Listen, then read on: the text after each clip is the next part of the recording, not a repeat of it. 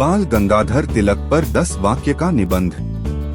बाल गंगाधर तिलक भारतीय स्वतंत्रता संग्राम के प्रमुख नेताओं में से एक थे। तिलक जी का जन्म 23 जुलाई 1856 को महाराष्ट्र के रत्नागिरी में हुआ था। बाल गंगाधर तिलक को सम्मानपूर्वक लोकमान्य तिलक कहा जाता था। बाल गंगाधर तिलक ने भारतीय समाज में राष्ट्रीयता और स्वराज्य की भावना जगाई। उनका प्रसिद्ध नारा था, स्वराज मेरा जन्मसिद्ध अधिकार है और मैं इसे लेकर रहूंगा। तिलक जी ने अंग्रेजों की नीतियों का कड़ा विरोध किया और स्वराज की मांग की।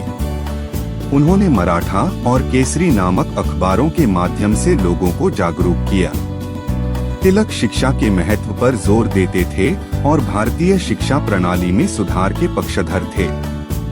वे गणेश उत्सव और शिवाजी महोत्सव के माध्यम से जनता में राष्ट्रीय चेतना फैलाते थे। तिलक भारतीय संस्कृति, धर्म और परंपराओं के बड़े समर्थक थे। उन्होंने गीता का संदेश लोगों को दिया और कर्म योग पर आधारित विचारों को फैलाया।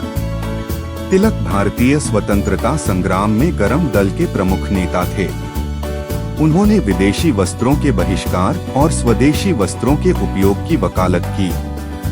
तिलक को कई बार अंग्रेजी सरकार द्वारा जेल में डाला गया, लेकिन इससे उनका हौसला नहीं टूटा। उन्होंने मांडले जेल में रहते हुए गीता रहस्य नामक पुस्तक लिखी। तिलक का मानना था कि शिक्षा से ही भारतीय समाज को सशक्त किया जा सकता है। 1 अगस्त 1920 को दिल का दौरा पड़ने से लोकमान्य तिलक जी की बम्बई में मृत्यु हो गई। वे एक महान स्वतंत्रता सेनानी, समाज सुधारक और प्रेरणादायक नेता थे। उन्होंने अपना पूरा जीवन भारत माता की सेवा में समर्पित कर दिया। स्वतंत्र भारत में तिलक जी को श्रद्धांजलि देते हुए कई स्थानों पर स्मारक बनाए गए हैं।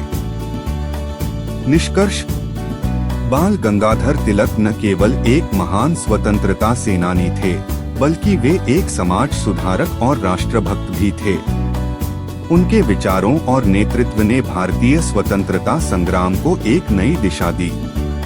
तिलक का योगदान आज भी हर भारतीय के दिल में जीवित है और हमें राष्ट्र के प्रति अपने कर्तव्यों की याद दिलाता है।